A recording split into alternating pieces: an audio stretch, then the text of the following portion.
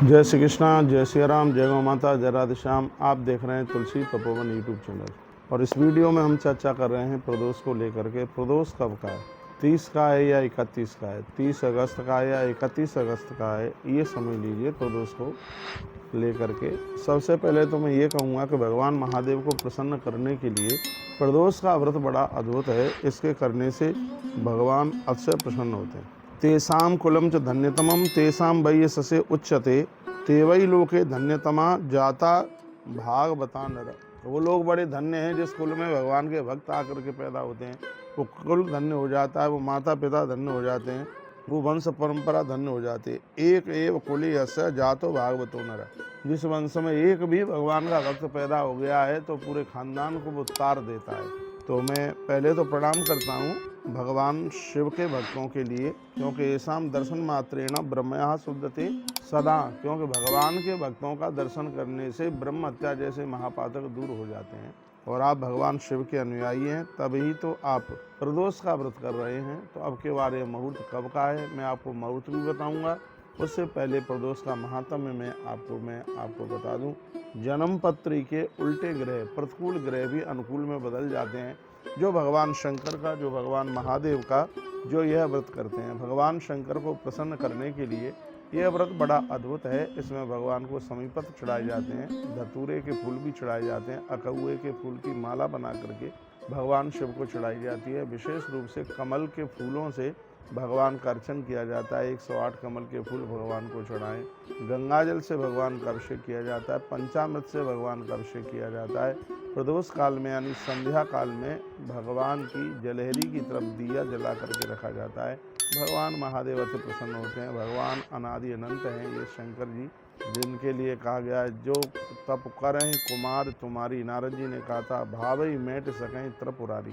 ब्रह्मा की लकीर में कील ठोकने वाले तो भगवान शंकर हैं। भगवान शंकर ब्रह्मा के भी लिखे हुए लेखे को परिवर्तित कर देते हैं। ऐसी कृपा भगवान शंकर बरसाते हैं। तो 7 दिन जो सप्ताह के जो 7वें दिन है, तो कौन से दिन में प्रदोष पड़ा है उसकी बड़ी महिमा है। सोमवार के दिन प्रदोष पड़ता है, इष्ट दर्शन देता है और इसको सोम प्रदोष कहते हैं, चंद्र प्रदोष भी कहते हैं। मंगलवार को प्रदोष पड़ा है, व्यक्ति की ऋण मुक्ति हो जाती है, मंगल दोष बिल्कुल न्यून हो जाता है और उसे भौम प्रदोष कहते हैं। बुधवार को प्रदोष पड़ने वाला सौम्यावारी प्रदोष या बुध प्रदोष के नाम से जानते हैं। और इस प्रदोष के करने से बच्चे कभी भी माता पिता से अलग नहीं हो सकते। गुरुवार को प्रदोष करने से लोग विद्वान हो जाते हैं, बहुत ही ज़्यादा, बहुत विद्या चल करके आ जाती है। शुक्रवार को प्रदोष पड़े, इससे लोग धनवान संपत्तिवान होते हैं। और शनिवार के दिन प्रदोष पड़ने से वंश वृद्धि नहीं रुकती। रविवार के दिन प्रदोष करने से, रविवार के दिन इससे दुश्मन के यहाँ भी सम्मान बढ़ता है। इस प्रकार से ये सप्ताह के 7वें दिनों से प्रदोष को जुड़ी हुई बात मैंने आपके बीच में कही है। अब के बार भगवत कृपा से जो प्रदोष है वो शाम के समय में ये पड़ रहा है। 6:44 से ये आरंभ हो रहा है और इस प्रदोष में आप भगवत पूजा करें, भगवान की पूजा का आप आनंद लें। और ये सब परमात्मा की कृपा के बिना कहाँ होता है, ये तो ईश्वर कृपा करता है तब ही ये संभव हो पाता है।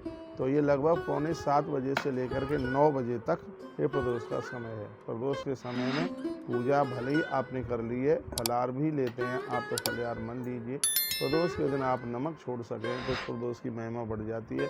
दोनों नमक, चाहे वो आयोडीन नमक समुद्र वाला नमक हो, चाहे वो सेंधा नमक, तो इसको आप प्रदोष के दिन में आप छोड़ दीजिए। यदि आप एक बार नमक लेते हैं, भोजन लेते हैं, तो आप 9 बजे के, रात्रि को 9 बजे के बाद ही लीजिएगा।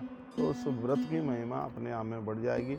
ओम नमस्ते रुद्रमन्यवतोधकवे नमः, बाहुवे अमुदते नमः। ऐसे भगवान महादेव ब्रह्मा बनकर सृजन, विष्णु बनकर पालन और रुद्र बनकर सबका उद्धार कर रहे हैं। ऐसे भगवान महादेव के चरणों में हम वंदन प्रणाम करते हैं। अब के बार शनि प्रदोष है, इस बात का ध्यान रखिए। शनि प्रदोष वंश वृद्धि के लिए, बच्चों के लिए, उनके कष्ट निवृत्ति के लिए यह प्रदोष बड़ा अद्भुत है। आप बिल्कुल कभी भी प्रदोष नहीं करते हैं तो भी अपने बच्चों के उत्थान के लिए, बच्चे निरोग रहें, उनका स्वास्थ्य ठीक रहे, तो उनके लिए माता पिता यह प्रदोष जरूर करें। भादों के महीने का प्रदोष है, बहुत बड़ी महिमा है। तो मैंने प्रदोष से जुड़ी हुई कुछ जानकारियाँ आपको दी हैं। प्रदोष व्रत की कथा भी मैंने कई बार आपको सुनाई है। बहुत बहुत धन्यवाद आप सभी का।